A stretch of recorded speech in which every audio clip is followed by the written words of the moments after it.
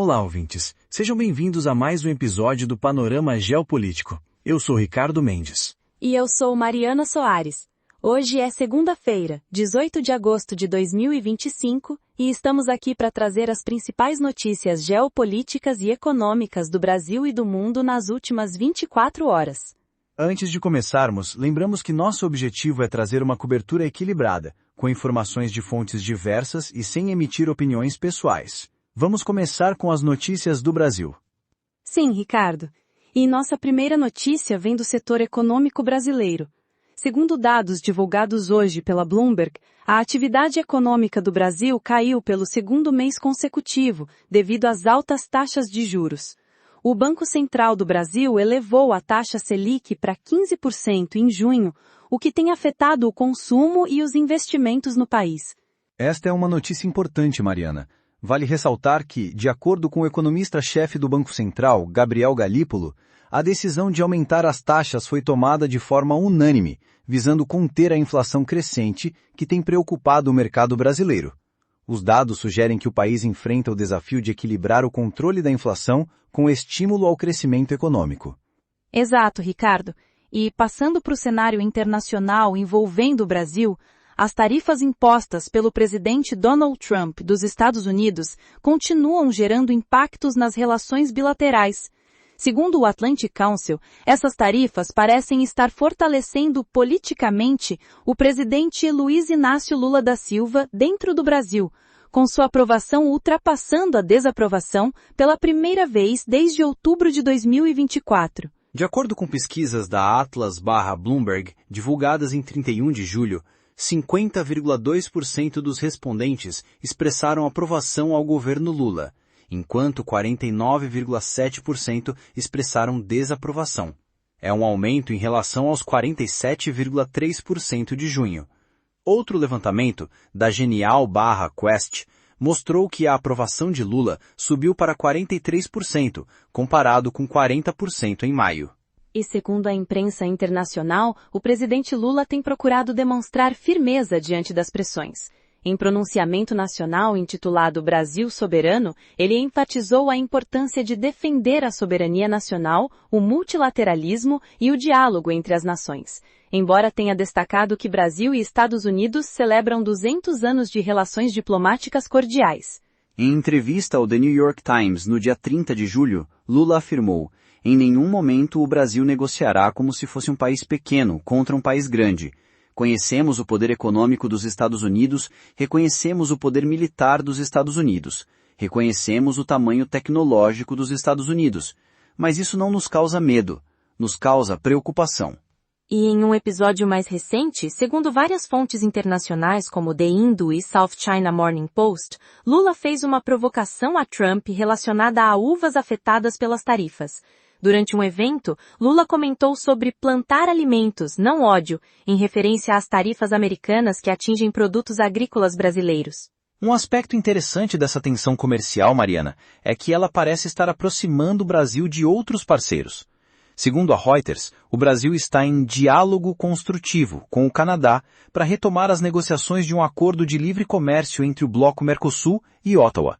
Essa informação foi divulgada pela secretária de Comércio Exterior do Brasil, Tatiana Prazeres. Fontes tanto do Canadá quanto do Brasil informaram a Reuters que o ministro de Comércio Internacional do Canadá, Maninder Sidhu, deve viajar a Brasília no dia 25 de agosto. Segundo Prazeres, a visita será uma oportunidade para avaliar as condições para um possível relançamento das negociações. Vale observar que essas aproximações ocorrem em um contexto em que o Canadá busca diversificar seu comércio para além dos Estados Unidos, principalmente devido à incerteza causada pelas tarifas impostas pelo presidente Trump. O comércio bilateral entre Estados Unidos e Canadá totalizou 727 bilhões de dólares no ano passado, enquanto o comércio do Canadá com o Brasil, a maior economia do Mercosul, atingiu 9,1 bilhões de dólares. Mudando de assunto, vamos agora para o cenário internacional. Um dos pontos mais quentes do noticiário hoje é a reunião entre o presidente dos Estados Unidos, Donald Trump, e o presidente ucraniano, Volodymyr Zelensky, na Casa Branca. Sim, essa reunião acontece após o recente encontro entre Trump e Vladimir Putin, no Alasca. Segundo a ABC News, Trump tem pressionado a Ucrânia a fazer concessões territoriais para garantir um acordo de paz, sugerindo que Kiev não recuperará a Crimeia, ocupada pela Rússia em 2014, e que o país não será autorizado a ingressar na OTAN. De acordo com a NPR, Trump publicou ontem em suas redes sociais: o presidente Zelensky da Ucrânia pode encerrar a guerra com a Rússia quase imediatamente, se quiser, ou pode continuar lutando. É importante notar que essa declaração enquadra incorretamente a Ucrânia como iniciadora do conflito, quando na verdade ele começou com a invasão russa em grande escala em fevereiro de 2022, após a agressão inicial de Moscou em 2014. Um detalhe importante reportado pela NBC News é que Zelensky não está sozinho nessa visita. Ele trouxe consigo um grupo extraordinário de líderes europeus para demonstrar ao presidente Trump que há forte apoio europeu à Ucrânia. Embora Trump tenha descartado a entrada da Ucrânia na OTAN, seu enviado especial Steve Witkoff e o próprio Zelensky sugeriram garantias alternativas de segurança envolvendo os Estados Unidos. Zelensky celebrou o que chamou de uma decisão histórica dos Estados Unidos de participar das garantias de segurança, dizendo que elas devem ser realmente muito práticas, oferecendo proteção por terra, ar e mar, e devem ser desenvolvidas com a participação da Europa. Passando para outro conflito importante, temos novidades sobre as negociações de cessar-fogo entre Israel e Hamas. Segundo o Times of Israel, o Hamas recebeu uma nova proposta para um cessar-fogo de 60 dias em Gaza e libertação de reféns em 2 fases. Um oficial palestino anônimo disse à AFP que a proposta é um acordo-quadro para lançar negociações sobre um cessar-fogo permanente.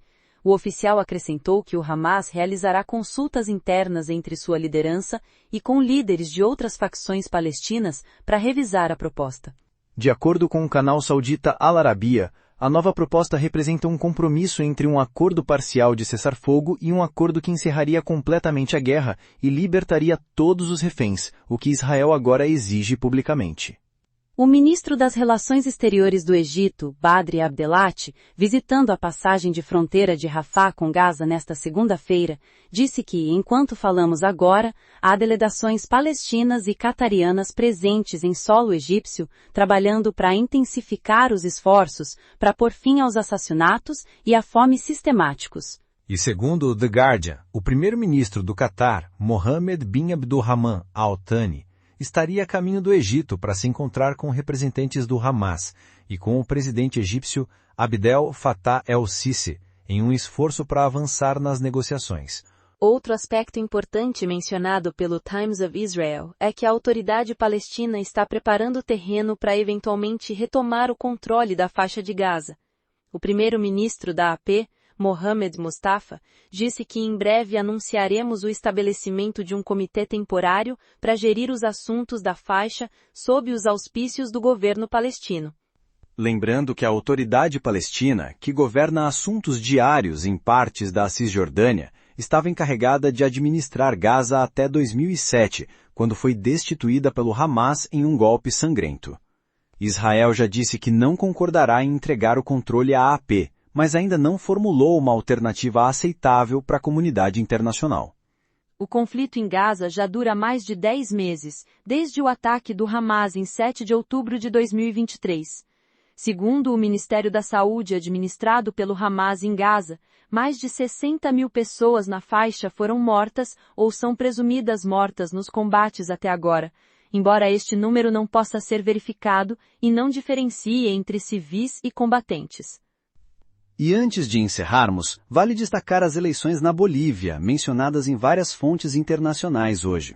Segundo reportagens da mídia brasileira, como o site paraíba.com.br, a Bolívia foi às urnas com a direita como favorita, e 23% dos votos ainda indefinidos. Isso representa uma mudança significativa no panorama político da região, uma vez que a esquerda governou a Bolívia por quase 20 anos, principalmente sob a liderança de Evo Morales. Esse movimento pode indicar uma nova tendência política na América do Sul, região que tem oscilado entre governos de esquerda e direita nas últimas décadas. Chegamos ao fim de mais um episódio do Panorama Geopolítico.